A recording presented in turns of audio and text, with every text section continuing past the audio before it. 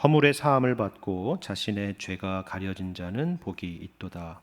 마음에 간사함이 없고 여호와께 정죄를 당하지 아니하는 자는 복이 있도다. 내가 입을 열지 아니할 때에 종일 신음함으로 내 뼈가 쇠하였도다. 주의 손이 주야로 나를 누르시오니 내 진액이 빠져서 여름 가뭄에 마름같이 되었나이다. 셀라. 내가 이르기를 내 허물을 여호와께 자복하리라 하고 주께 내 죄를 아뢰고 내 죄악을 숨기지 아니하였더니 곧 주께서 내 죄악을 사하셨나이다. 셀라. 이로 말미암아 모든 경건한 자는 주를 만날 기회를 얻어서 주께 기도할지라. 진실로 홍수가 범람할지라도 그에게 미치지 못하리이다. 주는 나의 은신처이오니 환난에서 나를 보호하시고 구원의 노래로 나를 두르시리이다. 셀라. 내가 내 갈 길을 가르쳐 보이고 너를 주목하여 훈계하리로다. 너희는 무지한 말이나 노새같이 되지 말지어다. 그것들은 제갈과 굴레로 단속하지 아니하면 너희에게 가까이 가지 아니하리로다. 악인에게는 많은 슬픔이 있으나 여호와를 신뢰하는 자에게는 인자하심이 두루리로다. 너희 의인들아 여호와를 기뻐하며 즐거워할지어다. 마음이 정직한 너희들아 다 즐거이 외칠지어다. 아멘. 오늘 이 시간 우리가 시편 말씀을 통해서 함께 생각해 볼 주제는 회개라는 것에 대한 것입니다. 시편에는 총 7편의 회개의 시편이 있는 것으로 알려져 있는데요. 그 중에 하나가 바로 오늘 시편 32편 말씀입니다. 사람들마다 시편 150편 가운데에서 좋아하는 시편들이 분명히 있겠죠. 아마도 그 중에서도 전 세계 사람들의 사랑을 받는 시편을 하나를 꼽으라 그러면은 아마도 시편 23편을 떠올릴 것입니다. 그런데 초대교회 시대의 교부이자 4세기의 북아프리카 지역 히포의 주교였던 어거스틴 혹은 아우구스티누스라고 하는 이 교부는 이 시편 32편을 제일 사랑하는 시편이었다라고 그렇게 전해집니다. 특별히 이 시편을 즐겨 읽었고 죽음을 앞두고 있을 때에는 자신이 직접 그 벽에다가 이 말씀을 새겨놓고 그것을 늘 읽고 늘 묵상하면서 위로를 받았다라고 전해지죠. 그리고 바로 이것이 오늘 우리가 생각해볼 아주 중요한 의미가 있는 그런 하나의 예화가 되지 않나 그런 생각을 하게 됩니다. 여러분, 이 시편을 사랑했다는 것이 무슨 말입니까? 그것도 죽을 때까지 사랑한 시편이 다른 시편이 아니라 이 회개의 시편이라고 하는 것은 과연 무슨 말일까요? 일단 자신이 뼛속 깊은 죄인이라는 사실을 깨달았다는 것이죠. 그것을 알았다는 것입니다. 그런데 그렇기 때문에 좌절하고 절망하고 내가 어떻게 주님을 뵐 것인가 생각한 것이 아니라 오히려 이 말씀을 사랑하고 이 말씀을 통해서 위로를 받았다라고 하는 것은 이 회개가 갖고 있는 엄청난 은혜가 있다라는 사실입니다. 오늘 우리가 확인하려고 하는 것이 바로 이에 대한 것입니다. 우리도 그 은혜를 발견하고 누려야 되지 않겠느냐 하는 것이죠. 그런데 우리는 일단 회개라고 하면은 마음이 무거워지는 것이 사실입니다. 회개합시다. 그러면 회개합시다라고 말하는 사람도 어떤 의도로 얘기하는지 잘 모르겠고 또 그 말을 듣는 우리도 각양각색의 반응이 이어지게 되죠. 일단 교회에 오래 다니신 분들은 형식적인 회개로 그치는 경우가 참 많습니다. 그리고 또 모든 것들을 좀 삐딱하게 보는 사람은 저 사람이 뭔데 나한테 회개하라고 하지? 자기는 뭐 잘 살았나? 그렇게 생각하는 사람도 있을 것입니다. 그런데 회개에 대해서 진지하게 경건하게 생각하는 사람들도 사실 회개에 대해서 오해하는 경우가 참으로 많은 것 같습니다. 그 중에서 가장 대표적인 오해는 우리는 회개라고 하면은 제일 먼저 감정적인 부분을 먼저 떠올린다라는 것입니다. 회개하면은 뭔가 가슴을 치고 슬픈 얼굴을 하고 그리고 눈물을 흘려야만 할 것 같은 그런 식으로 이해를 하는 것이죠. 그래야 뭔가 제대로 된 회개인 것 같고, 그래야만이 하나님께서 내 죄를 용서해 주실 것만 같은 그런 생각이 드는 것입니다. 만일 우리가 그렇게 생각한다면 너희는 옷을 찢을 것이 아니라 마음을 찢고 너희 하나님 여호와께로 돌아오라고 호소했던 요엘 선지자의 메시지에 귀를 기울여야 될 것입니다. 회개가 옳은 회개냐 아니면 그렇지 않은 회개냐라는 것을 판가름하는 것은 우리의 진심이나 우리의 열심에 달려 있는 것이 아니라 오직 하나님께 달려 있는 것이기 때문입니다. 이런 의미에서 오늘 우리가 함께 읽은 시편 32편의 이 말씀은 회개에 대한 아주 중요한 성경적인 교훈들을 다 담고 있습니다. 오늘 그걸 다 다룰 수는 없겠지만 여러분 이 시편 30편 말씀을 읽으면 일종의 회개의 교과서라고 보셔도 되는 그런 말씀입니다. 그런데 이게 다윗의 시잖아요. 그러니까 다윗의 개인적인 고백이기도 하지만 이것이 다만 다윗 개인의 어떤 주관적인 경험이나 체험이 아닌 이유는 오늘 본문의 후반부에서 보는 것처럼 이것을 두고 이스라엘 백성들에게 교훈하고 있기 때문에 그렇습니다. 그래서 어떤 분들은 이 시편이 개인적인 회개 시이기도 하지만 동시에 회개에 대한 중요한 교훈을 담고 있는 지혜의 시편이다라고 이렇게 말하는 것입니다.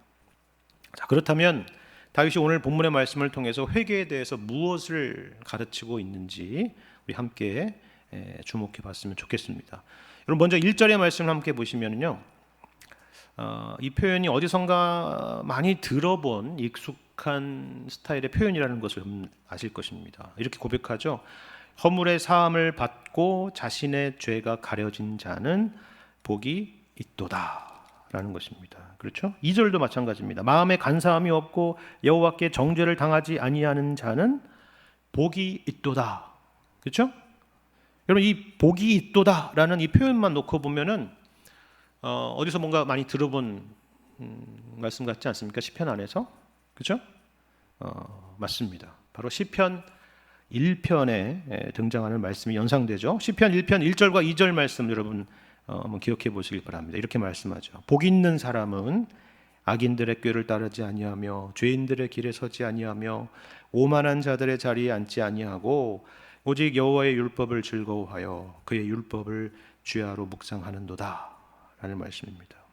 자, 이 두 말씀을 1편과 32편 말씀을 함께 비교해 보면 분명한 한 가지의 중요한 특징을 공유하고 있다는 것을 아실 겁니다. 그렇죠? 둘 다 이 두 시편 다 복이 있다라는 표현으로 시작하는 것입니다. 물론 한글 번역의 어수는 그렇게 안 돼 있지만 원래 히브리 어순으로는 복이라는 것이 먼저 등장하는 그런 시편이라는 특징입니다. 근데 특별히 시편 1편은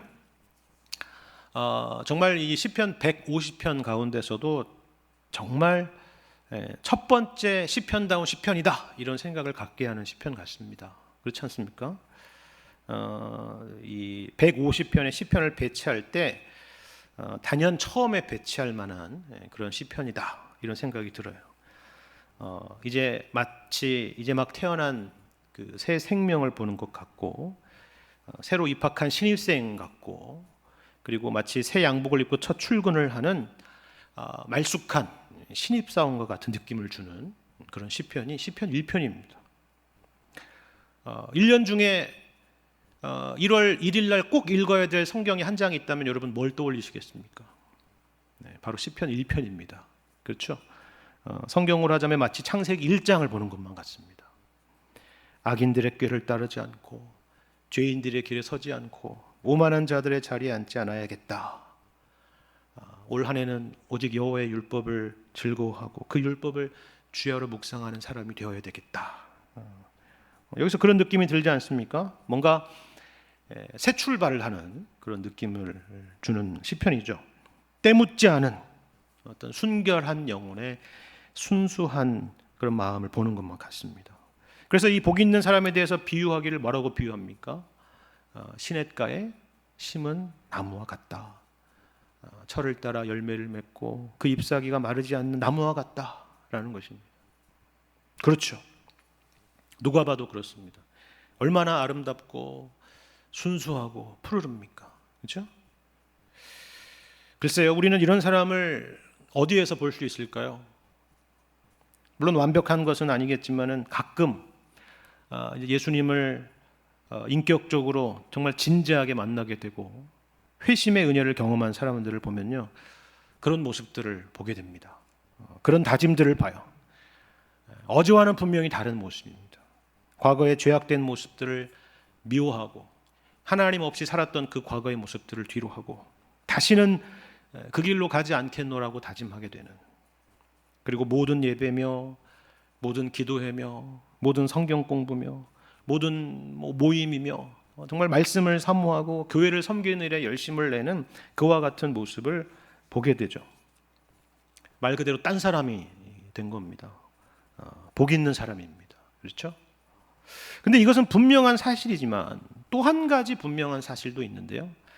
그게 뭐냐 하면은 우리도 다 경험하신 분들은 아시겠지만 그와 같은 모습이 정말 평생 이어지면 참 좋겠지만 그렇게 또 오래 가지 못한다라는 사실입니다. 평생 한결같이 그와 같은 모습으로 살 수 없다라는 거예요. 그죠? 우리가 흔히 나도 한때는 참 뜨거웠었는데, 나도 한때는 열심히 있었는데 라는 말을 하지 않습니까? 그런데 어찌어찌 살다 보니까 말씀으로부터도 좀 멀어지게 되고 또 거룩한 삶으로부터도 멀어지게 되었노라라는 그런 이야기들을 하게 되고 그런 경험들을 하게 되죠. 그래서 심지어는 내가 정말 구원받은 것이 맞는지, 이러다가 정말 주님 얼굴을 뵐 수가 있을 것인지 그렇게 생각하는 경우도 있습니다. 혹은 형식적인 교인이 되거나 메마른 신앙생활을 하게 되는 경우들도 있죠. 혹시 그런 경험이 있다면 오늘 본문 1절 말씀에 더욱더 귀를 기울이실 수 있기를 바랍니다.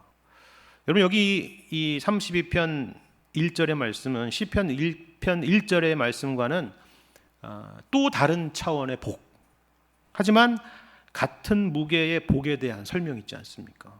어떤 복입니까? 허물의 사함을 받고 자신의 죄가 가려진 자는 복이 있다라는 것입니다. 무슨 말일까요? 일단 우리는 모두 다 말씀드린 것처럼 시편 1편과 같이 살기를 간절히 원하고 소원하지만 사실 그렇게 살지는 못한다는 거예요. 그죠? 누가 과연 그렇게 살 수 있을까요? 누가 죄와 멀리하며 율법을 가까이 하면서 그렇게 거룩하고 완벽하게 살 수가 있겠습니까? 그렇게 사는 것이 분명한 복인 줄을 알고 또 우리가 마침내는 그렇게 살게 되겠지만은 우리가 사는 이 세상에서 더군다나 죄성을 안고 살아가는 우리가 하나님의 거룩하심의 요구에 온전히 부합하여 산다라고 하는 것은 그건 불가능한 일이겠죠. 그렇다면 결국 두 가지의 선택의 기로에 서게 될 것입니다. 하나는 바리새인들과 같이 스스로를 속이면서 스스로를 기만하며 사는 것입니다. 어떤 종교적인 열심을 가지고 그것으로 자기 만족 가운데 자기의에 사로잡혀서 사는 모습입니다. 또 하나는 반대로 이제는 아예 포기하며 사는 것입니다. 어차피 나는 안 되는구나, 나는 틀렸구나, 그렇게 생각을 하면서 영적인 긴장의 끈을 놓아버리면서 사는 거죠. 그런데 정말 구원받은 하나님의 자녀라고 한다면 그렇게 사는 것이 정말 말 그대로 편하면 좋을 텐데 그렇지 않다는 것입니다. 전혀 그렇지가 않아요. 이게 문제입니다. 자, 여러분 3절과 4절을 보시길 바랍니다. 이렇게 고백하죠. 내가 입을 열지 아니할 때에 종일 신음함으로 내 뼈가 쇠하였도다. 주의 손이 주야로 나를 누르오니 내 진액이 빠져서 여름 가뭄에 마름같이 되었나이다 라는 것입니다. 무슨 말이에요? 그렇게 사는 것이 입을 열지 않고 사는 것이 전혀 행복하지가 않았다는 거죠. 죄를 애써 무시하며 살아보려고 했는데 그렇게 무시하면 정말 무시될 줄 알았는데 그게 아니었다는 것입니다. 심리적으로도 그렇고 그리고 육체적으로도 완전히 나는 무너지게 되었다라고 고백을 하는 것이죠. 물론 이 말씀을 여러분 오해하지 마십시오. 우리가 살아가면서 질병에 걸리거나 어떤 정신적인 어려움에 빠지게 되는 것이 다 죄 때문이다라고 말하는 것이 아닙니다. 그리고 죄의 문제가 해결된다면 이 모든 문제들도 다 깨끗이 해결된다는 말을 하는 것도 아니에요. 전혀 그런 의미가 아닙니다. 중요한 것은 지금 이 문제를 시편 기자 자신이 분명히 알고 있다는 사실입니다. 그 어떤 누군가가 말해주는 진단이 아니라 시편 기자가 지금 당면하고 있는 이 자신이 겪는 이 문제가 죄로 인해서 야기된 문제라고 하는 것을 본인이 잘 알고 있다는 것입니다. 다시 말해서 이 모든 일들이 자신을 돌이키시려고 하시는 하나님의 손길이라고 하는 것을 알았다는 거예요. 그래서 여러분 여기 4절에 뭐라고 해요? 누가요? 주의 손이 주야로 나를 누르셨다라고 말하는 것입니다. 그러니까 이 모든 일들은 한편으로는 고통스러운 일이기도 하지만 또 한편으로는 하나님께서 자신을 부르고 계시는 끈질긴 부르심이고 인도하심이라고 하는 것을 고백하고 있는 것입니다. 제가 서두에도 말씀드렸지만 우리가 보통 시편 23편을 이야기를 하면은 아름다운 어떤 목가적인 이미지만을 떠오르기가 쉬운데요. 한편으로 보자면 이 시편 23편의 말씀들은 굉장히 무시무시한 시편이라는 걸 여러분 아셔야 됩니다. 예를 들면 여러분 시편 23편의 마지막 절을 보면 이런 말씀이 있죠. 내 평생의 선하심과 인자하심이 반드시 나를 따를 것이다 라는 말씀입니다. 근데 여러분 여기 따른다라는 것은 그냥 무슨 가볍게 이렇게 따라간다 이런 의미가 아니에요. 우리에겐 참 가볍게 번역이 된 건데요. 그래서 가볍게 번역하지 않으려고 나를 따를 것이다라고 안 하고 반드시 나를 따를 것이다 이렇게 약간 부사를 넣긴 했는데 실제로 이 따른다는 것의 의미는요, 추적하다, 쫓아간다, 핍박하다라는 그런 의미로도 번역될 수 있는 단어입니다. 뭐가요? 선하심과 인자하심이, 그죠? 여러분 형사가 어떤 범죄자를 추적하는 걸 생각해 보십시오. 바울이 기독교인들을 핍박했던 것들 좀 생각해 보세요. 얼마나 철저하고 얼마나 집요하고 얼마나 치열합니까? 그죠? 그런 의미입니다. 아니 그러면 하나님의 선하심과 인자하심이 그렇게 우리를 추적하고 있고 쫓아오고 있다는 것은 결국 좋은 거 아닙니까? 그런 생각이 들죠. 맞습니다. 좋은 것이죠. 좋은 것입니다. 그런데 이 시편 23편을 쓴 다윗의 인생에 있어서 그 선하심과 인자하심이 어떻게 다윗을 추적해 왔는지를 한번 생각해 보세요. 우리가 흔히 생각하는 그렇게 부드럽고 따뜻한 이미지만은 아닐 것입니다. 그렇지 않습니까? 예를 들어서 다윗이 드디어 이스라엘의 왕위에 오르고 난 이후에 그의 인생의 후반전을 한번 생각해 보십시오. 사무엘하 말씀을 한번 생각해 보세요. 밧세바 사건을 비롯해서 얼마나 많이 다윗은 영적으로 무너졌습니까? 그런데 하나님께서 그런 다윗을 버리지 않으시고 놓치지 않으셨죠. 다윗을 사랑하신 그 사랑에는 조금도 변함이 없으셨지만 그 선하심과 인자하심이라고 하는 것이 우리가 흔히 생각하는 그런 무슨 낭만적인 그런 그림의 모습이 아니라 참으로 두렵게 나타났던 것입니다. 그렇잖아요. 우리가 보통 사랑의 매라는 말이 있지 않습니까? 바로 그와 같은 것입니다. 사울과 다윗의 차이가 바로 여기에 있지 않습니까? 하나님은 다윗을 선지자 나단을 통해서 약속하신 것처럼 사울처럼 버리지 않고 끝까지 지키시겠고 끝까지 책임지시겠다라고 하신 것입니다. 그런데 그 방식이라고 하는 것이 뭐 오냐 잘했다, 이래도 좋고 저래도 좋다, 이런 방식이 아니었다는 것이죠. 오늘 시편 32편 말씀이 바로 그것을 보여주는 것입니다. 그래서 어떤 학자는 이 시편 32편 말씀이 시편 51편의 상황을 이어서 쓴 시편이다라고 생각하는 학자들도 있어요. 다윗은 지금 그것을 알고 있는 것입니다. 지금 내가 겪고 있는 이 고통이 어디에서 비롯된 고통인지를 분명히 알고 있죠. 주의 손이 주야로 나를 누르시오니 내 진액이 빠져서 여름 가뭄의 마름같이 되었나이다. 라는 고백이 바로 그것을 말해주는 것입니다. 주님의 손이 누르고 있습니다. 주님의 부르심인 걸 알았다는 것이죠. 교회에 새 가족을 등록하시는 분들을 보면요, 제가 참 깜짝깜짝 놀랄 때가 있습니다. 그분들 중에는 20년 만에, 심지어는 30년 만에 교회에 이제 나오게 되었다라고 고백하는 분들이 계시기 때문입니다. 그동안 무슨 사연이 있었는지는 다 알지 못하지만 하나는 분명하죠. 그동안 주님의 끊임없는 부르심을 들었고 이제야 마침내 돌아오게 되었다라는 것입니다. 오늘 본문 말씀은 그것이 바로 복이라고 말하는 것입니다. 자신이 죄인인 것을 인정하고 회개하고 주님께 돌이키는 자들이 바로 복이 있다라는 거예요. 근데 그 복은 시편 1편에서 방금 우리가 확인했던 그 복과 동일한 무게의 복입니다. 동일한 하나님의 복입니다. 여러분 5절 이하의 말씀을 보시길 바랍니다. 이렇게 고백하죠. 내가 이르기를 내 허물을 여호와께 자복하리라 하고 주께 내 죄를 아뢰고 내 죄악을 숨기지 아니하였더니 곧 주께서 내 죄악을 사하셨나이다. 이로 말미암아 모든 경건한 자는 주를 만날 기회를 얻어서 주께 기도할지라. 진실로 홍수가 범람할지라도 그에게 미치지 못하리이다. 주는 나의 은신처이오니 환난에서 나를 보호하시고 구원의 노래로 나를 두르시이다. 자, 여기에 참 놀라운 반전이 있지 않습니까?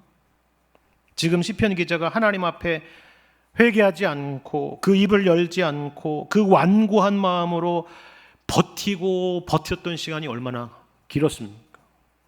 물론 여기서 그 시간을 우리가 정확히 측정할 수도 없고 판단할 수도 없지만은 분명히 적지 않은 시간이었다는 것은 우리가 생각해 볼 수가 있죠.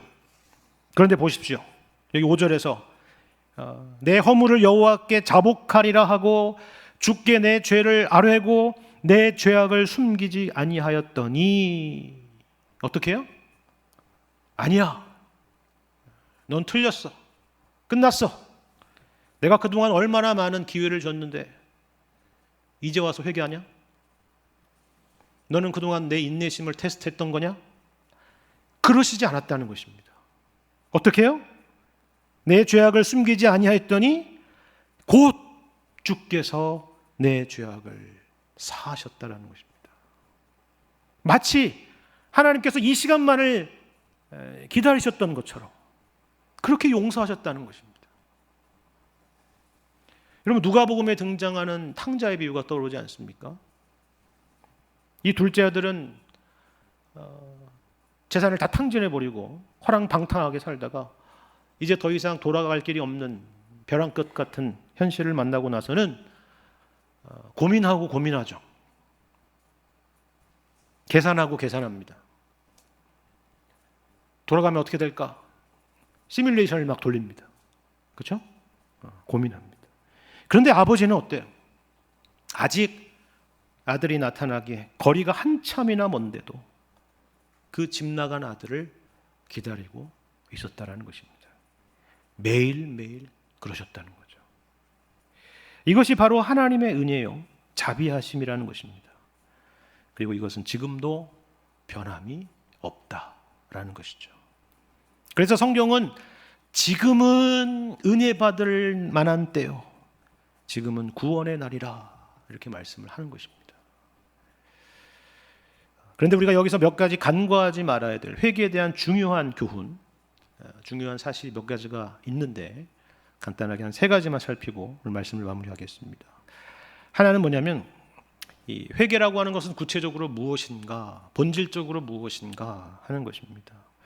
우리는 보통 회개라고 하는 것이 내가 잘못한 일들을 하나하나씩 떠올리면서 일일이 나열하고 그 하나하나에 대해서 용서를 받는 것이라고 생각할 때가 많이 있죠. 물론 틀린 말은 아닙니다. 구체적인 회개가 필요합니다. 하지만 이 잘못했다라고 하는 것이 과연 무엇인가에 대해서는 우리가 한번 생각해 볼 필요가 있습니다. 우리가 본문 말씀을 보면 앞서서도 살펴봤지만 이 시편 기자는 자신의 죄를 감추고 있고 또 숨기고 있었다라는 것을 알 수가 있죠. 그것도 상당히 오랜 시간 그랬다는 것을 알 수가 있습니다. 근데 여기엔 참 흥미로운 표현이 있습니다. 여러분 잘 보세요. 5절의 중반절을 보면요, 뭐라고 되어 있냐면 말씀드린 것처럼 주께 내 죄를 아뢰고 내 죄악을 숨기지 아니했다 라고 말하죠. 이게 회개입니다. 아시겠죠? 근데 여러분 1절 하반절을 보니까 뭐라고 되어 있냐면 자신의 죄가 가려진 자는 복이 있다라고 되어 있습니다. 똑같은 단어입니다. 똑같은 표현이에요. 바로 여기에 죄가 무엇이고 그리고 용서가 무엇인지에 대한 아주 중요한 내용이 담겨 있습니다. 죄가 무엇입니까? 시편 32편 오늘 본문의 말씀으로 보자면 하나님 앞에 숨기는 것입니다. 숨기는 것, 감추는 것이죠. 여러분 이 말씀을 보면 에덴 동산에서 아담과 하와의 모습이 떠오르지 않습니까? 그렇죠? 내가 벗었으므로 두려워하여 숨었나이다 라고 말했습니다. 그렇게 하면 하나님 앞에 숨길 수 있다고 생각을 했던 것입니다. 왜요?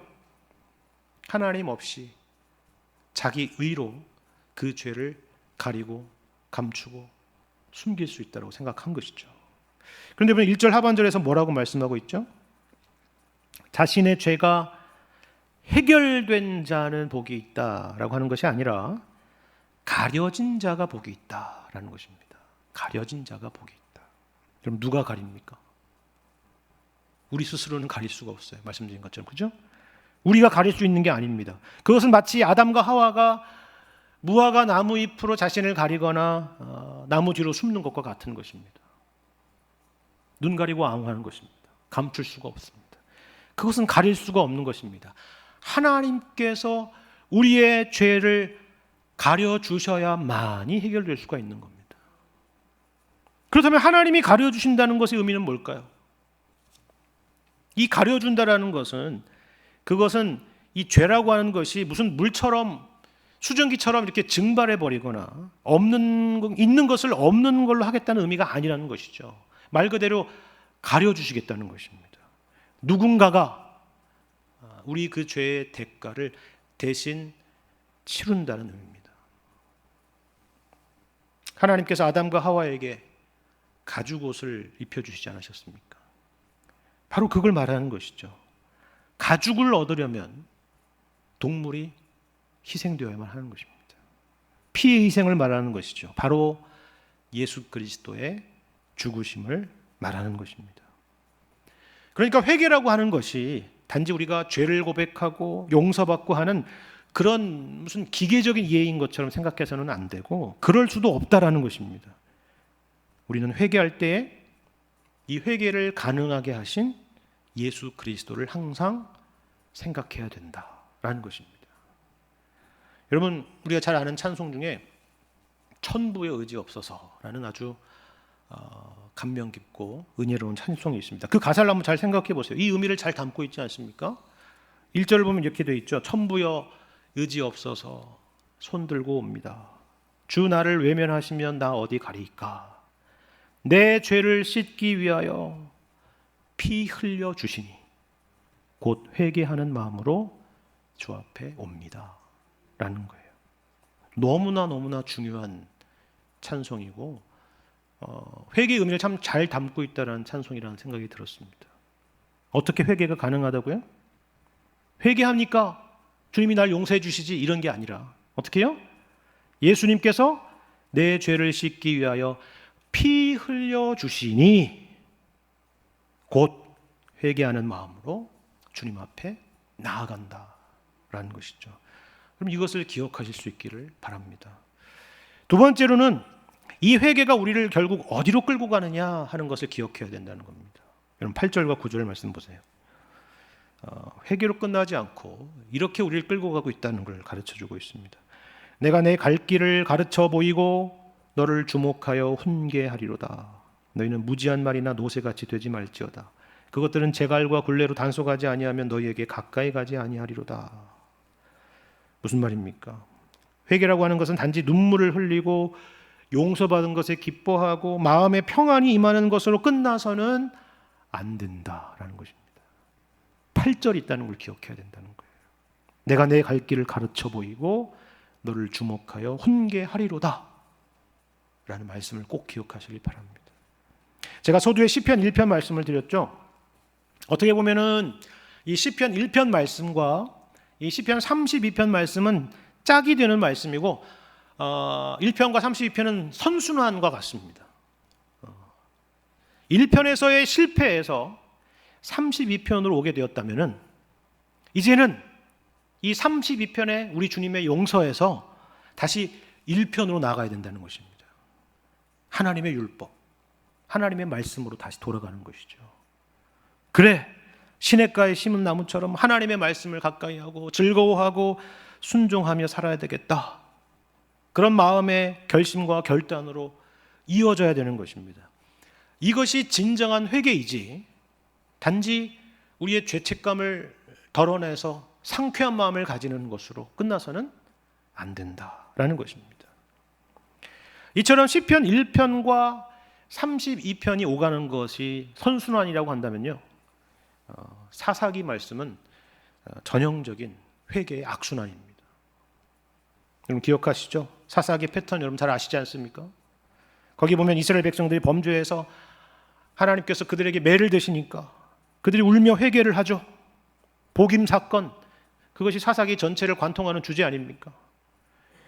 울며 회개하니까 하나님께서 그들을 긍휼히 여기셔서 사사를 보내어 그들을 구원하시고, 그랬더니 또 범죄에 빠지고, 그러니까 하나님이 또 다른 민족을 들어서 이스라엘 정신 차리게 하시고, 그랬더니 또 울지 않습니다. 이게 악순환입니다. 악순환. 계속 아래로 아래로 저 밑으로 밑으로 내려가는 악순환입니다. 그리고 그것은 진정한 회개가 아니라는 것을 우리에게 교훈하는 것입니다. 우리가 이 선순환과 악순환 둘 중에 어떤 방향으로 신앙생활을 하는 것이 하나님께서 기뻐하시는 신앙생활일지는 여러분 너무나 자명하지 않습니까? 선순환으로 가셔야 됩니다. 이것이 바로 회개를 통해서 우리를 인도하시려는 방향이라는 사실을 기억하실 수 있기를 바랍니다. 이런 의미에서 우리가 마지막으로 생각해 볼 한 가지가 있습니다. 여러분 시편 1편과 시편 32편이 서로 오가는 이 선순환이 되어야 된다는 말이 무슨 의미겠습니까? 그것은 이 회개라고 하는 것이 어느 한두 번의 이벤트가 아니라, 형식적인 어떤 일들이 아니라 우리의 평생의 신앙의 내용이 되어야 된다라는 그런 의미입니다. 조금 어려운 표현을 쓰면요, 보통 우리가 구원의 서정이라고 하는 것을 말할 때 회심의 단계가 있습니다. 쉽게 말해서 우리가 처음 회개하고 예수님을 믿게 된 그때를 말하는 것입니다. 그때는 행동이 바뀌는 것이 아니라 우리의 존재가 바뀌는 것이죠. 우리가 하나님의 자녀가 된 것입니다. 거듭나게 된 것입니다. 그런데 그러면 거기서 끝이냐 하면은 그렇지가 않습니다. 그 이후에는 우리가 이 땅에서 거룩하신 예수님을 닮아가는 과정이 있습니다. 그리스도와 연합하여서 옛사람이 죽고 새 사람이 사는, 그렇게 살아가는 것을 말하는 것입니다. 그리고 이것을 신학적인 표현으로 성화라고 말하는 것입니다. 주님께서 우리를 부르시는 그날까지 계속되고 또 계속되어야만 하는 과정이죠. 그리고 그 과정 가운데 회개라는 것이 있는 것입니다. 그러니까 여기서 회개라고 하는 것은 구원을 위한 회개가 아니라 우리 인격과 삶이 변화되어가는 과정을 말하는 것입니다. 이런 의미에서 평생의 회개가 우리의 신앙생활 가운데 있어야 한다라는 그런 말인 것이죠. 우리가 종교개혁에 대해서 대표적으로 오해하는 것 중에 하나가 뭐냐면요, 종교개혁가들은 우리가 기억하는 것은 구원이라는 것이 인간의 공로냐 아니면 하나님의 전적인 은혜냐라고 하는 그 소위 칭의 논쟁으로만 아주 치열하게 논쟁을 하고 싸운 것으로 우리가 생각하고, 그렇게만 생각하다 보니까 정작 평생 동안 우리가 회개해야 된다는, 제가 방금 말씀드린 그런 가르침에 대해서는 소홀한 것이 아니냐라고 오해를 많이 할 때가 있다는 것입니다. 하지만 그것은 정말 사실이 아닙니다. 전혀 사실이 아닙니다. 오히려 로마 카톨릭이 면죄부를 판매하는 것으로 인해서 회개라고 하는 이 귀한 하나님께서 주신 선물을 대체하지 않았습니까? 게다가 고해 성사라고 하는 기계적이고 형식적인 종교 행위를 통해서 사람들을 그리스도의 공로로부터 멀어지게 했죠. 여러분, 종교개혁의 신호탄이 되었던 마틴 루터의 95개조의 반박문을 여러분 잘 기억하실 것입니다. 거기에 보시면 거기에 가장 첫 번째 95개조 논제 중에 가장 첫 번째 내용에 이런 내용이 있습니다. 제가 읽어드리겠습니다. 이게 1번이에요. 우리 주님이시고 선생님이신 예수 그리스도께서 회개하라 천국이 가까웠느니라 라고 전파하셨을 때에 그분은 신자의 전 생애가 회개하는 것이 되어야 한다라고 가르치신 것이었다. 굉장히 중요한 말이죠. 뭐라고요? 언제 회개해야 된다고요? 처음에 예수 믿을 때요? 아니면 나중에 죽기 전에? 아니죠. 신자의 전 생애가 회개하는 것이 되어야 한다라는 것입니다. 평생을 회개하고 평생을 주님을 의지하고 평생을 말씀을 통해서 주님과 교제하며 살아가는 은혜를 누리도록 한 것이 바로 하나님의 뜻이었다라는 것이죠. 제가 무슨 종교개혁자들의 오해를 풀자고 이 말씀을 드리는 것이 아니라 이것이 바로 하나님께서 우리에게 회개를 명하시는 의미라는 것입니다. 오늘 말씀은 이것이 바로 우리에게 허락된 은혜고 복 중에 복이라는 것입니다. 이것을 여러분 그래서 10절과 11절에서 이렇게 표현하지 않습니까? 우리 10절 11절 같이 한번 읽어보겠습니다. 시작. 악인에게는 많은 슬픔이 있으나 여호와를 신뢰하는 자에게는 인자하심이 두루리로다. 너희 의인들아 여호와를 기뻐하며 즐거워할지어다. 마음이 정직한 너희들아 다 즐거이 외칠지어다. 아멘. 회개의 결과는 이처럼 기쁨입니다. 예수님께서 우리의 모든 죄를 해결하셨고 우리로 옛사람이 죽고 새 사람으로 살게 하시기 때문입니다. 이것이 은혜이며 복입니다. 우리를 불러서 구원하시며 회개하게 하시며 그리고 생명의 길과 복된 길로 인도하시는 우리 주님의 인도하심 앞에 날마다 기쁨으로 순종하시게 되시는 여러분과 제가 되기를 주님의 이름으로 간절히 축원합니다.